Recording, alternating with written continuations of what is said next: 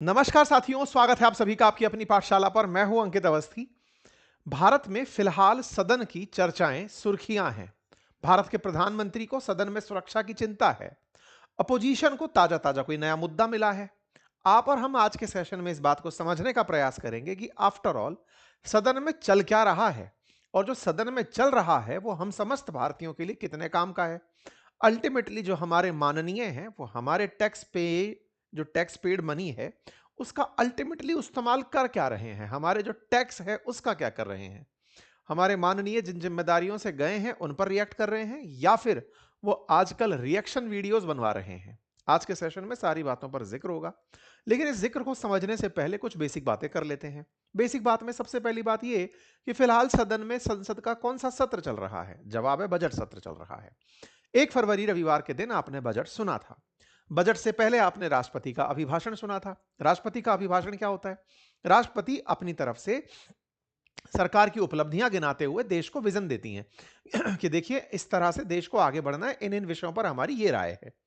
28 जनवरी को बजट सत्र शुरू हुआ था, आर्थिक सर्वे जारी हुआ था और राष्ट्रपति का अभिभाषण हुआ था। राष्ट्रपति के अभिभाषण के बाद में बजट की प्रस्तुति होती है, और बजट की प्रस्तुति के बाद में उनको थैंक यू बोला जाता है। राष्ट्रपति के लिए एक धन्यवाद प्रस्ताव रखा जाता है। धन्यवाद प्रस्ताव 2 से लेकर 4 फरवरी के बीच होना था। होना क्या होता है इसमें? इसमें सदन के अंदर विपक्ष और सत्ता पक्ष दोनों ही अपनी तरफ से राष्ट्रपति के अभिभाषण पर अपनी प्रतिक्रिया देते हैं। क्योंकि राष्ट्रपति सरकार की तरफ से बोल रहे होते हैं, इसलिए विपक्ष उनके जवाब में सरकार से सवाल जवाब, सरकार की अकाउंटेबिलिटी, सरकार से प्रश्न, तमाम प्रकार की व्याख्याएं अपने अपोजिशन के मंच से करते हैं। वहीं दूसरी तरफ अगर हम सत्ता पक्ष की बात करें, तो सरकार की तरफ से सरकारी जो लोग हैं वो अपने उन आरोपों पर जो कि विपक्ष के द्वारा लगाए गए हैं, या जो प्रश्नकाल में पूछे गए हैं, या सत्ता पक्ष को लगता है कि इनका आंसर पूरे देश को जानना जरूरी है, उन विषय को सत्ता पक्ष इस धन्यवाद प्रस्ताव के माध्यम से बोल देता है। ठीक है। धन्यवाद प्रस्ताव पूरे बजट सत्र के अंदर सबसे महत्वपूर्ण कड़ी होती है, क्योंकि इस माध्यम से विपक्ष के अंदर का गुबार निकलकर बाहर आता है और सत्ता पक्ष का विजन देश को पता चलता है। विपक्ष सरकार को अकाउंटेबल बनाता है कि आपको यह विषय पर ऐसे करना चाहिए, देश की यह जरूरत है, आपका ध्यान कहां चल रहा है, तमाम प्रकार के प्रश्न पूछकर सरकार को अकाउंटेबल किया जाता है। उसके बाद में फिर जो 5 से लेकर के 13 फरवरी का समय होता है वो बजट पर सामान्य चर्चा के लिए, विभिन्न मुद्दों पर बहस के लिए सुरक्षित रखा जाता है। फिर हो जाता है अवकाश। तो वैलेंटाइन डे पर पूरी तरह से सत्ता पक्ष और विपक्ष अवकाश पर रहेंगे। उसके बाद क्या होगा वो बाद में आपको बताएंगे, क्योंकि इस समय कमेटी के लेवल पे चर्चाएं होती हैं। बाद में जब दोबारा सदन मिलेगी तो उस समय पर डिस्कशंस होंगे। खैर, फिलहाल के लिए हम अब आज जब चर्चा कर रहे हैं तो ये 5 से लेकर 13 फरवरी के बीच का टाइम पीरियड है जिस पर आप और हम इस सेशन में हैं। और 2 से लेकर 4 फरवरी के बीच में क्या हुआ उसकी प्रतिक्रिया आज हम चर्चा में लेकर आ रहे हैं। पार्लियामेंट्री बजट सेशन के दौरान मोशन ऑफ थैंक्स यानी धन्यवाद प्रस्ताव जब आने वाला था तो दो लोगों को बोलना था। एक सत्ता पक्ष की तरफ से प्रधानमंत्री को, जिन्हें नेता सदन का नेता कहा जाता है, और इन्हें विपक्ष का नेता यानी कि leader of opposition Rahul Gandhi ji, दोनों को बोलना था। दोनों ही नहीं बोले, और ऐसा होते हुए देश ने वर्ष 2004 के बाद 22 साल बाद ऐसा स्थिति देखी कि धन्यवाद प्रस्ताव लोकसभा से बिना लीडर ऑफ हाउस यानी कि प्रधानमंत्री के बोले बिना ही पास कर दिया गया। ऐसे में एक बड़ा सवाल बना कि प्रधानमंत्री क्यों नहीं बोले, धन्यवाद प्रस्ताव पर लोकसभा में प्रधानमंत्री का भाषण क्यों नहीं हुआ। जवाब आया ओम बिड़ला जी के द्वारा, यानी लोकसभा के स्पीकर के द्वारा, या कहिए तो लोकसभा रूपी क्लासरूम के टीचर के द्वारा, कि सत्ता पक्ष के नेता को यानी लीडर को दिक्कत हो सकती थी, परेशानी हो सकती थी। उनको असुरक्षित पाते हुए मैंने सदन में आने से रोक दिया कि आप ना आए। आपको मेरी सलाह यही रहेगी, अगर आप कुछ आए तो अनफोर्सीन हो सकता है। तो लोकसभा में प्रधानमंत्री की सुरक्षा कॉम्प्रोमाइज हो सकती है। ये बात स्पीकर के द्वारा प्रधानमंत्री को कही गई, और इसके चलते प्रधानमंत्री लोकसभा में नहीं पधारे। अब जब नहीं पधारे तो बड़ा सवाल यह बनता है कि साहब, प्रधानमंत्री की सुरक्षा को लोकसभा में ऐसा क्या खतरा है। इस सारे विषय को अब हम एक एक करके टाइम के साथ सिलसिलेवार तरीके से आपके सामने रखते चल रहे हैं। ठीक है। सबसे पहले बात करी जाए बजट की, जो 1 फरवरी को आया। आप सबने बजट के ऊपर प्रतिक्रियाएं सुनी। बजट का लाना एक प्रक्रिया का पार्ट है। राष्ट्रपति के अभिभाषण के बाद बजट आता है। ये सारी बातें हमने आपको बताई। 28 जनवरी को राष्ट्रपति का अभिभाषण हुआ और जब अभिभाषण हो गया तो बजट आया। बजट के बाद में विपक्ष की प्रतिक्रिया आई, जिसमें इस बजट को ब्लाइंड बजट कहा गया। 1 तारीख को बजट आता है। 2 से 4 के बीच में धन्यवाद प्रस्ताव होना होता है। 2 तारीख को ट्रेड डील साइन हो जाती है। बजट के अगले दिन ट्रेड डील की चर्चा होने लगती है।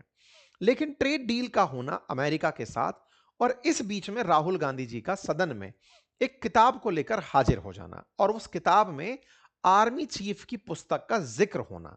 बजट का भाषण खत्म हुआ। बजट में देश के लिए क्या जरूरी था, क्या नहीं जरूरी था, यह बताया गया। अगले दिन 2 तारीख के दिन लीडर ऑफ अपोजिशन के द्वारा एक मुद्दा उठा दिया जाता है और वो मुद्दा होता है एक अनपब्लिश्ड बुक के बारे में, यानी कि वो किताब जो अभी तक नहीं छपी, उस किताब की प्रतियों को लेकर या उस किताब के कुछ अंश को लेकर राहुल गांधी जी लोकसभा में आ जाते हैं और कहने लगते हैं कि प्रधानमंत्री ने चीन जैसे गंभीर विषय पर नरवणे साहब को संदेश भिजवाया कि जो उचित समझो वो करो। ये जो उचित समझो वो करो का पूरा डिटेल मैंने आपको इस सेशन में दिया है, जिसके बारे में नरवणे साहब की किताब में जिक्र है। इसका मतलब यू आर द बेस्ट जज in your field, do what ever you feel. ये जो संदेश प्रधानमंत्री के द्वारा नरवणे साहब को दिया गया, इससे अपोजिशन को आपत्ति है। अपोजिशन को आपत्ति है कि प्रधानमंत्री को यह नहीं कहते हुए कुछ और कहना चाहिए था। जैसे हो सकता है प्रधानमंत्री कहते कि पीछे हटो, हो सकता है प्रधानमंत्री यह कहते कि आक्रमण करो, यानी कि प्रधानमंत्री उस समय खुद नेतृत्व करते। उसके स्थान पर उन्होंने सेना अध्यक्ष को, थल सेना अध्यक्ष को कह दिया कि तुमको जो ठीक लगे वो करो। यह करके प्रधानमंत्री अपने जिम्मेदारी से पीछे हटे, ऐसा विपक्ष का मानना है। सत्ता पक्ष का मानना है कि इससे अच्छी लीडरशिप क्या होगी जो जिस काम में एक्सपर्ट है उसको यह कह दिया जाए कि तुम्हें जो स्टैंड लेना है लो, हम तुम्हारे साथ खड़े हैं। दोनों के अपने तथ्य हैं।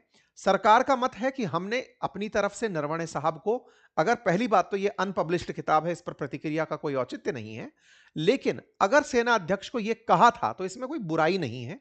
अगर सेना अध्यक्ष को उचित समझो यह कह दिया गया कि तुम्हें जो ठीक लगे वो एक्शन ले लो, यह अपने आप में दर्शाता है कि आपके ऊपर जो भी लोग आपके निर्णय करने के लिए बैठे हुए हैं, उन्हें आपके काम पर ट्रस्ट है। वाइस वर्सा अगर हम विपक्ष की तरफ से बात करें तो उनका मत यह है कि प्रधानमंत्री खुद यहां पर डिसीजन लेते, उनको डिसीजन लेने के लिए क्यों कहा। आप देश की जनता हैं, दर्शक हैं, जो अपनी तरफ से ठीक समझे वो आप दोनों पार्टियों को अपने संदेश में बता सकते हैं। खैर, राहुल गांधी जी इस मामले को लेकर के अगले दिन काफी ज्यादा इस मुद्दे को उठा दिए। 3 तारीख के दिन भी यह मामला फिर से सरफेस हुआ, लेकिन 2 तारीख के दिन ट्रेड डील का होना संदेश में बाहर आ जाता है। लोकसभा के अंदर नरवणे साहब की पुस्तक से अगले दिन ट्रेड डील की एंट्री हो जाती है। इस ट्रेड डील की एंट्री के बाद विपक्ष अचानक प्रतिक्रिया मोड में आ जाता है। प्रतिक्रिया बजट पर देनी थी, ना तो बजट पर मिली। अभिभाषण पर देनी थी, ना उस पर मिली। और तत्काल प्रभाव से ट्रेड डील रूपी जो मामला आया, करंट के मामले पर तत्काल प्रभाव से रिएक्शन सत्ता विपक्ष की तरफ से दिया गया कि आप कॉम्प्रोमाइज्ड हो गए एप्स्टाइन फाइल में नाम आने के कारण, और आपके फाइल पर नाम आने के कारण आपने ट्रेड डील को साइन कर लिया। इस पर विपक्ष का आरोप था सत्ता पक्ष पर कि आप लोगों ने अपनी तरफ से कोई अनाउंसमेंट नहीं किया। जो अनाउंसमेंट किया वो अमेरिका की तरफ से था, मतलब ट्रंप कर रहे थे जो भी बता रहे थे। सदन को आपने कुछ सूचनाएं नहीं दी, ना आपने यह बताया कि किसानों के लिए क्या फैसले किए गए।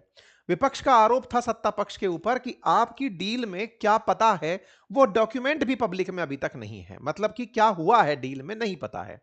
आप कह रहे हैं कि कृषि क्षेत्र में, डेयरी क्षेत्र में कोई डील नहीं हुई है। अमेरिका कह रहा है कि कृषि क्षेत्र भारत के लिए खुल गया है। आप कहते हैं कि रूस से तेल खरीदना बंद हो जाएगा तब जाकर 18% टैरिफ लगेगा। रूस कहता है कि तेल खरीदना भारत ने बंद नहीं किया है। आफ्टर ऑल करंट स्थिति है क्या, इस पर आप क्यों नहीं बोलते? आपकी तरफ से ट्रंप ही क्यों बोल रहे हैं? भारत सरकार की तरफ से इंफॉर्मेशन क्यों पहले नहीं दी गई? पहला संदेश ट्रंप का क्यों आया? इस पर सत्ता पक्ष का कहना है कि साहब टैरिफ लगे थे उनकी तरफ से, टैरिफ उनने लगाए थे तो हटाएंगे वो, हम तो टैरिफ लगाए नहीं थे। डील को जिसको बराबरी के समझ के किया जा रहा है वो दुनिया जानती है कि वो खुद की तरफ से पाबंदी रूपी डील लगाया था, अब वो हटा लिया है तो अनाउंसमेंट भी उसका है। ऐसे में वो क्रेडिट खोर आदमी है। वो इस बात के लिए आज तक कलेश कर रहा है कि मुझे थैंक यू नहीं बोला, मैंने मध्यस्थता कराई थी, दो देशों के बीच में मैंने सुलह कराई थी, युद्ध रुकवाया था, आज तक भारत उसका मुझे क्रेडिट नहीं दे रहा है। पता चले कि वो क्रेडिट खोर आदमी इस बात पर बिफर जाए। सरकार इसलिए चुप बैठी है। विपक्ष इस बात पर आनंद ले रहा है कि आप तो हर चीज को बढ़ चढ़कर बताने वाले लोगों में से हो, आप पीछे क्यों चल रहे हो। कुल मिलाकर हमारे देश के अंदर ट्रेड डील को लेकर के और नरवणे साहब की पुस्तक को लेकर के खूब सदन के अंदर हंगामे हुए। लोकसभा के अंदर 3 फरवरी को हंगामा शुरू होता है और ऐसे में अपोजिशन के द्वारा लगातार जब हंगामा किया जा रहा होता है तो 8 सांसदों को निलंबित कर दिया जाता है। राष्ट्रपति के अभिभाषण पर धन्यवाद प्रस्ताव पर चर्चा चल रही होती है, लेकिन इसी बीच में राष्ट्रपति का अभिभाषण जो है वो पूरी तरह से बाधित होने लगता है। समय बीतता है, इसको पोस्टपोन कर दिया जाता है। पोस्टपोन कर दिया जाता है, leader of list of business के अंदर चीजें निकल कर आती हैं कि काम तो हो रहे हैं लेकिन वो अगले दिन के लिए स्थगित कर दिए गए हैं। इधर संसद के अंदर इस तरह की एक पर्ची ले जाकर लहराई जाती है जिसमें दिखाया जाता है 4 स्टार ऑफ डेस्टिनी के अंदर प्रधानमंत्री के द्वारा जो उचित समझो वो करो कहा गया। प्रधानमंत्री कॉम्प्रोमाइज्ड हो गए। क्यों हो गए? क्योंकि एप्स्टाइन फाइल में उनका नाम था, इसलिए उन्होंने किसी प्रकार का कोई रिएक्शन नहीं दिया। ट्रंप ने जो कहा वो किया। हालांकि इस पर मैं एक डिटेल वीडियो आपके सामने बना चुका हूं अंकित इंस्पायर इंडिया पर, आप चाहें तो उसे जाकर देख सकते हैं। इस पूरी ट्रेड डील की पीछे की कहानी और ये एप्स्टाइन फाइल का प्रभाव है या नहीं, इसका विश्लेषण हमने कंप्लीट अंकित इंस्पायर इंडिया यूट्यूब चैनल पर किया है। आप जाकर उसे देख सकते हैं, अभी कल परसों कल ही किया है। आप उसे समझ पाएंगे कि कहानी किस तरह से चली आ रही थी। लेकिन मल्लिकार्जुन खड़गे जी जो कांग्रेस अध्यक्ष हैं, उन्होंने अपनी तरफ से इस बात को कहा कि भाई एक बात बताइए कि इंपोर्ट टैरिफ 0 कर दिया और एक्सपोर्ट टैरिफ 18%, तो ये किसान विरोधी डील है और फिर से आंदोलन होगा। भारत वेनेजुएला से तेल खरीदेगा, ये बात भी ट्रंप बता रहे हैं, आप कुछ क्यों नहीं बोल रहे। इस बात पर सत्ता पक्ष की तरफ से एक और किताब लहरा दी गई। सत्ता पक्ष की तरफ से जो सांसद निशिकांत दुबे हैं, उन्होंने एक किताब लहराई जिसमें वो ये बता रहे थे कि देखिए जब ये लोग सत्ता में थे, इनके द्वारा, इनके नेताओं के द्वारा इस तरह की घटनाएं की जाती थी। इन्होंने पूरी किताबों की एक फहरिस्त बाहर निकाल दी। इसी बीच में लोकसभा स्पीकर के हाउस कमरे में सत्ता पक्ष और विपक्ष के लोगों को गतिरोध दूर करने के लिए बुलाया जाता है। 4 फरवरी के दिन शाम 5 बजे प्रधानमंत्री को सदन को संबोधित करना होता है। धन्यवाद प्रस्ताव पर शाम 5 बजे बोलने का समय होता है। लेकिन इस बीच में लोकसभा स्पीकर के कमरे में इधर सत्ता पक्ष खड़ा है, इधर विपक्ष के सांसद खड़े हैं।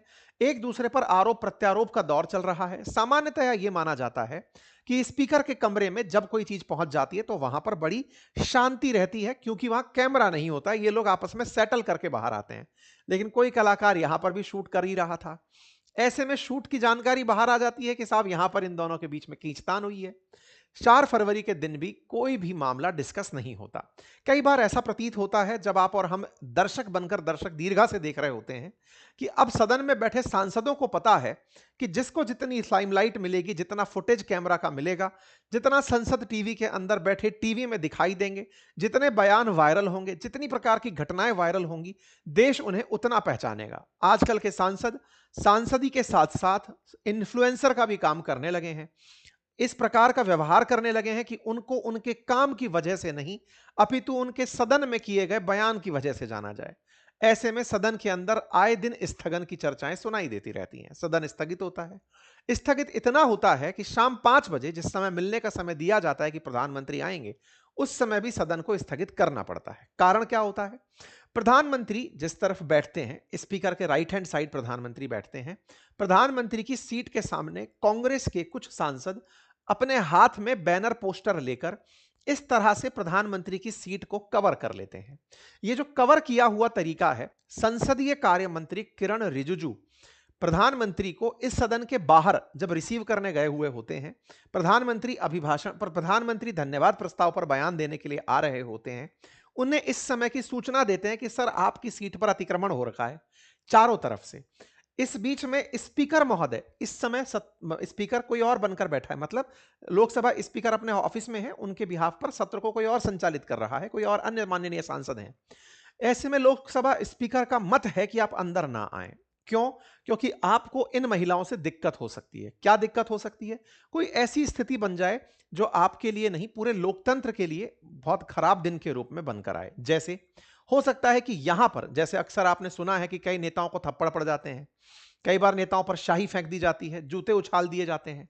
ऐसे में कहीं यहां पर कोई स्थिति ना बन जाए, सुरक्षा को लिहाज में ध्यान रखते हुए प्रधानमंत्री को सीट पर आने से रोक दिया गया। स्पीकर के द्वारा, संसदीय कार्य मंत्री के द्वारा उन्हें कहा गया कि आप ना आए, आप सदन में धन्यवाद प्रस्ताव ना दें, क्योंकि यहां पर कार्यवाही चल रही है। ऐसे में सदन को स्थगित कर दिया जाता है अगले दिन के लिए। अब जब सदन को स्थगित कर दिया जाता है, क्योंकि सत्ताधारी पार्टियों के नेताओं की सीटें घेरी हुई होती हैं, पीएम की सीट घिरी होती है विपक्षी महिला सांसद के द्वारा, ऐसे में सदन से पहले भी 8 सांसदों को उनको निलंबित किया हुआ था, लेकिन प्रधानमंत्री आकर के आने के लिए, भाषण देने के लिए आ गए थे, लेकिन संसदीय कार्य मंत्री के द्वारा जब उन्हें सूचित किया गया, तो फिर वो सदन की जगह राज्यसभा की तरफ चले गए। उन्होंने जाकर के राज्यसभा में अपना भाषण रखा। प्रधानमंत्री राज्यसभा से भी धन्यवाद प्रस्ताव दे सकते हैं। प्रधानमंत्री लोकसभा और राज्यसभा दोनों में बोल सकते हैं। राज्यसभा के सदस्य नहीं भी होते तो भी वो वहां पर बोल सकते हैं। इवन देश का कोई भी मंत्री, अगर वो लोकसभा से निर्वाचित है, जवाब देने के लिए वो राज्यसभा जा सकता है। संसद में 22 साल में ऐसा हुआ कि प्रधानमंत्री के द्वारा इस तरह से अपना धन्यवाद प्रस्ताव नहीं दिया गया, धन्यवाद पर भाषण नहीं दिया गया। इससे पहले भी 2024 में, 2004 में ऐसा हुआ था, जब एक सांसद के द्वारा मिर्ची पाउडर फेंकने की घटना न्यूज में आई थी, कि न्यूज मतलब यहां पर कुछ ऐसी घटना सदन में घटी थी जिसके चलते सदन की कार्रवाई को स्थगित करना पड़ा था। प्रधानमंत्री का भाषण नहीं होता है, और जब भाषण नहीं होता है तो सवाल खड़े होते हैं, क्या हुआ? धन्यवाद नहीं दिया तो क्या फर्क पड़ गया? बहुत बड़ा फर्क पड़ गया, क्योंकि देश को संबोधित किया जाता है प्रधानमंत्री के द्वारा सदन के मंच से। देश को अपडेट दिया जाता है कि हम क्या कर रहे हैं। बजट साल में एक बार आता है। राष्ट्रपति के भाषण पर, अभिभाषण पर ये जो धन्यवाद प्रस्ताव है, ये बजट के बाद एक बार आता है। ऐसे में अगर वो धन्यवाद से विरुख रहते हैं, उनको धन्यवाद देने का मौका नहीं मिलता, तो देश समझ नहीं पाता पिछले साल की सरकार की उपलब्धियों पर सरकार की राय क्या है। खैर, सदन स्थगित हो जाता है। राज्यसभा में प्रधानमंत्री गुरुवार को पहुंच करके धन्यवाद प्रस्ताव पर करीब 97 मिनट, यानी कि कल के दिन प्रधानमंत्री बोलकर चले आते हैं। इस पर ओम बिरला जी कल, यानी कि गुरुवार के समय अपनी संसद में बैठ करके, लोकसभा में बैठ करके बताते हैं कि देखिए, इस वजह से प्रधानमंत्री को हमने नहीं बुलाया, और ना बुलाने के पीछे का तर्क इन्होंने दिया कि उनकी सुरक्षा को अप्रत्याशित घटना के लिहाज से ध्यान में रखते हुए हमने ये फैसला लिया। पीएम ने मेरे सुझाव को माना, मैंने ही उन्हें आग्रह किया था कि आप सदन के अंदर ना आए। इन्होंने अपने द्वारा इस बात को बोलते हुए यह भी कहा कि सांसद महोदय जो सदन में बैठे हैं, वो जिस प्रकार से कार्य को अवरुद्ध करते हैं, सदन के अंदर चर्चाएं होनी होती हैं, सदन में आपके क्षेत्र के मुद्दे उठने होते हैं, पूरे देश के अंदर जो सांसद निर्वाचित होकर आए हैं, उनके विषयों को यहां पर रेज करना होता है, लेकिन इस हंगामे के चलते देश के प्रमुख मुद्दों को यहां पर चर्चा में नहीं लिया जाता। यह सत्य भी है, क्योंकि बहुत सारे प्रश्नकाल के अंदर सांसदों के प्रश्न लगे रहते हैं। बहुत से विषय ऐसे होते हैं, बहुत से बिल ऐसे होते हैं जिन पर कंप्लीट चर्चा की आवश्यकता होती है। सत्ता पक्ष को विपक्ष के मत जानने की आवश्यकता होती है। देश विपक्ष के मतों को जान पाता है, इसीलिए यह टीवी का सिस्टम रखा जाता है कि सबको सब पता चल सके कि क्या हो रहा है। लेकिन स्पीकर महोदय ने यह बात गिनाते हुए कहा कि आप लोगों के चलते अभी तक 19 घंटे 13 मिनट का समय बर्बाद हो चुका है, और सदन का हर एक मिनट बहुत कीमती होता है। हर मिनट की लागत 2.5 लाख रुपए के आसपास नापी जाती है। इस पर कांग्रेस की तरफ से नेता प्रियंका गांधी जी ने कहा कि प्रधानमंत्री को महिलाओं से 3 महिलाएं अध्यक्ष के सामने खड़ी थी, इससे सुरक्षा पर चिंता आ गई। ये केवल नॉनसेंस बात है, इसका कोई औचित्य नहीं है। इन्होंने इस बात को इग्नोर किया कि कोई मतलब नहीं है इस बात का। राहुल गांधी जी अगले दिन, यानी कि कल आकर के बोलते हैं कि वो सवालों से घबरा गए, सच्चाई से ऐसे डर गए कि उन्होंने झूठ की शरण ले ली। खैर, उन्होंने जो उचित समझा वही किया। ये जो तंज है, ये बिल्कुल वैसे ही है जैसे नरेंद्र सरेंडर करके एक पॉइंट बनाया था इन्होंने, चौकीदार चोर है करके एक पॉइंट बनाया था। ऐसे अब इन्होंने जो उचित समझा वही किया। प्रधानमंत्री का वो आंसर जो उन्होंने नरवणे साहब को कहा था, वो उठा करके इन्होंने अब ट्वीट के माध्यम से कह दिया। फिर ये नरवणे साहब की उस पुस्तक को, जो अभी तक अनपब्लिश्ड है, जो किताब प्रमुखता से हो सकता है नरवणे साहब से जब मिनिस्ट्री ऑफ डिफेंस के पास गई हो, प्रकाशन के पास गई हो, उस पुस्तक को ये लेकर के मीडिया के सामने आते हैं। मीडिया के सामने बताते हैं कि देखिए ये बात कहां पर लिखी है। 2014 में जब एमपी के द्वारा मतलब इस तरह की घटनाएं हुई थी, 2004 के अंदर हुई थी। खैर, फिलहाल के लिए राहुल गांधी जी के द्वारा और उनके जो सम्मानित सांसद हैं, उनके द्वारा इस मुद्दे को उठाया जाता है कि प्रधानमंत्री ट्रैप हो गए हैं, अर्थात वो कॉम्प्रोमाइज हो गए हैं, अमेरिका के कहने पर काम करने लगे हैं। इसके चलते सदन में उनके द्वारा जो बातें कही गई, सदन को फिर से स्थगित किया गया और राहुल गांधी जी ने जो उचित समझो वही करो एक प्रकार का नारा सा बना लिया। प्रधानमंत्री के अभिभाषण के ना होने पर जब पत्रकारों द्वारा राहुल गांधी जी से पूछा गया तो इन्होंने यही कहा, जो उचित समझो वही करो। ये लाइन असल मायने में एक तंज की तरह से इन्होंने प्रधानमंत्री के ऊपर यूज में ली। खैर, इन सभी चीजों के ऊपर आप और हम जो नागरिक हैं, जो वोटर्स हैं, जो दर्शक हैं, जो मत रखते हैं, उन सबको कुछ बातें समझनी आवश्यक होंगी। सबसे इंपॉर्टेंट बात यह कि हमारा सदन प्रतिक्रियावादी ना होकर के गंभीर चिंतन और चर्चा का समय और का स्थान बना रहे।